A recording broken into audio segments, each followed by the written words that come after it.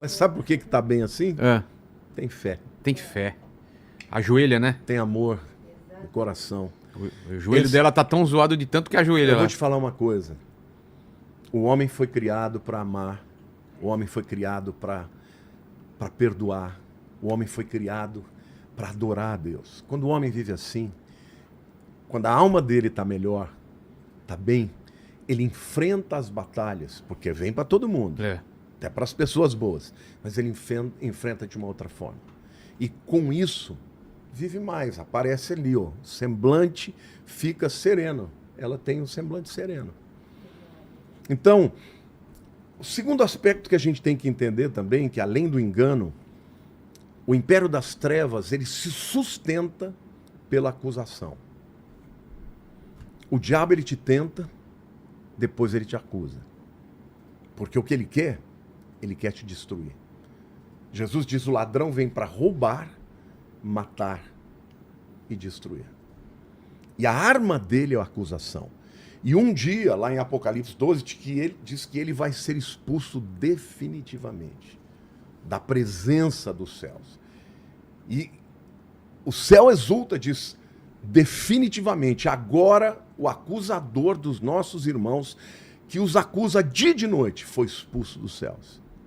E aí ele vem para a terra com furor, com raiva, com ira, porque sabe que seus dias estão contados. Está se aproximando o final da sua autoridade na terra. Então, eu quero te dizer que o império das trevas é assim. Quando você vê famílias se digladiando, brigando, qual que é a arma que as pessoas usam? Acusação. Acusam. Você vê numa briga, tem dois lados. Agora, raramente você vê uma pessoa dizer, não, me perdoe, eu errei aqui. Não, eu não vou admitir, porque se eu admitir que eu errei, eu vou me abaixar e ela vai se levantar contra mim, ou seja, cria uma narrativa de acusação, e onde começa a acusação dos dois lados, o fim não é bom. Mas é assim que acontece. É assim que acontece em todos os níveis. Nós estamos vivendo num país onde você percebe, né, claramente essa narrativa. As pessoas acusam o outro. Olha o fulano o que ele fez. Mas quando o outro lado, que é o lado dele, politicamente faz igual, ele não acusa. Porque a verdade não está lá. Quem é de Deus deveria lutar contra o errado, não importa de que lado esteja. É igual um pai que vê dois filhos brigando, não é verdade? Se errou nisso, você tem que mudar. Se não se arrepender, castigo.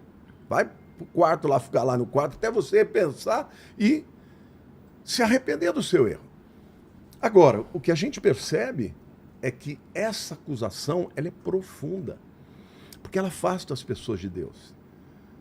Judas, por exemplo, quando ele traiu o sangue inocente, vendeu Jesus por 30 moedas de prata, o que ele fez? Foi lá para os sacerdotes e disse, não, eu errei. Os caras falaram, trouxe o dinheiro de volta. Os caras falaram, ó, você fez porque quis. Nós não podemos usar esse dinheiro aqui no tesouro do templo, que é dinheiro de sangue. E aí chamou aquele campo que foi comprado de campo de sangue. Então, a verdade é que o inimigo, ele trata o tempo inteiro dos relacionamentos através de acusação. Como ele se alimenta, o império das trevas? O que dá força para o império das trevas? Tem ideia?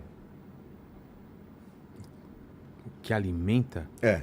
O que fortalece. Vamos usar uma metáfora Tá. aí dos desenhos, ou Sei, dos, que dá força dos pra heróis. O que, por exemplo, tira a força do super-homem? A kriptonita. Kryptonita. E o que dá a força para o super-homem? O sol, a luz do sol. A luz do sol. Exatamente isso. Agora todo mundo já entendeu a metáfora. O que dá força para o império das trevas? É se afastar da luz? É se afastar de Deus? O pecado. Ah, o pecado. O pecado. O pecado é a kriptonita. É a kriptonita para o Filho de Deus e é aquilo que fortalece. E ele trabalha assim. Eu sou pastor, eu aconselho muita gente, eu estou cansado de ver brigas entre marido e mulher, onde um fica acusando o outro e ninguém quer admitir o seu pecado. Sabe por quê? Porque o arrependimento, ele traz misericórdia e perdão. A Bíblia diz em Provérbios: o que encobre a transgressão nunca prosperará, mas o que confessa e deixa, misericórdia alcançará. Então, no momento que o indivíduo, diante do pecado que ele cometeu, ele se arrepende, é como se a criptonita tivesse sido arrancada dele. Por quê? Porque a Bíblia diz que se nós confessarmos nossos pecados, ele é fiel e justo para nos perdoar os pecados e nos purificar de toda injustiça. Agora, no momento que você não confessa o seu pecado, o pecado ele permanece. É a criptonita. Então, o alimento do império das trevas é o pecado. E ele mantém as pessoas por cativeiro. Ninguém, Vilela, ninguém consegue se libertar sozinho. É? Ninguém. Pela minha vontade somente... Do império das trevas, não. Tem que ter... Tem que ter Jesus. A Bíblia diz: se pois o Filho vos libertar, verdadeiramente sereis livres. E quanto mais nas trevas, mais difícil. Existe Para Deus não tem impossível. impossíveis. Deus pode... Não, tem gente que fala: não, fez pacto de sangue, entregou a alma.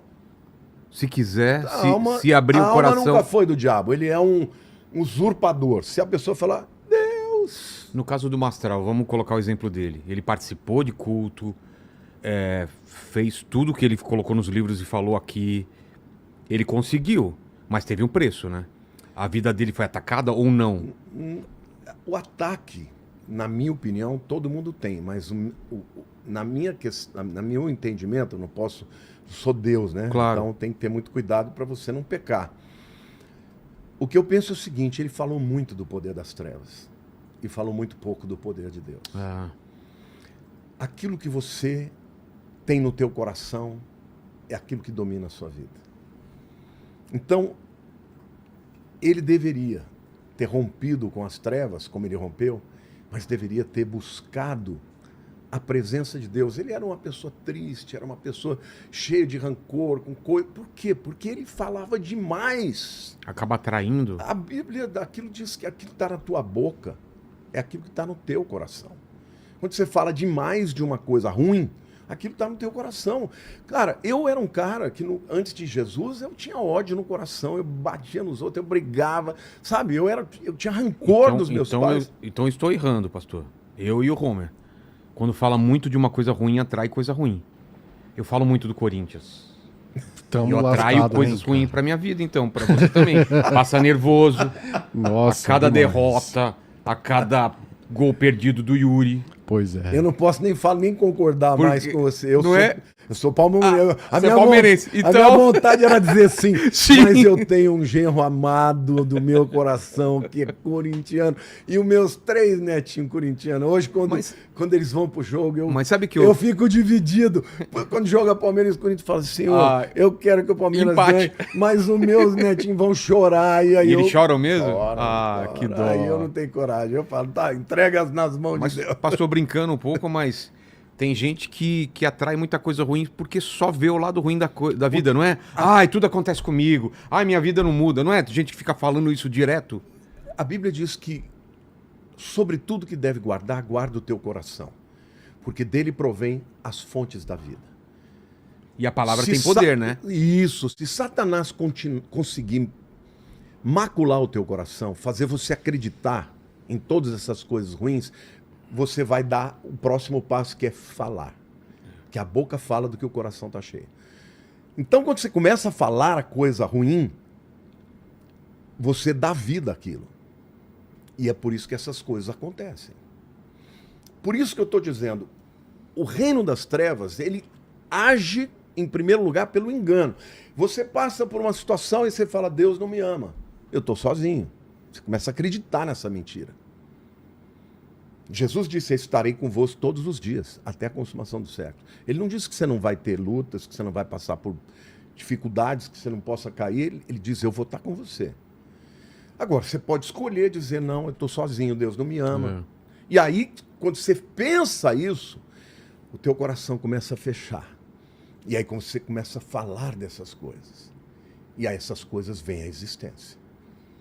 Abraão é um homem que foi chamado homem da fé porque a Bíblia diz que ele tinha uma promessa de Deus. Ele tinha a promessa de ser o pai de nações. Mas ele já tinha 99 anos. E a Bíblia diz que ele não olhou para o seu corpo amortecido.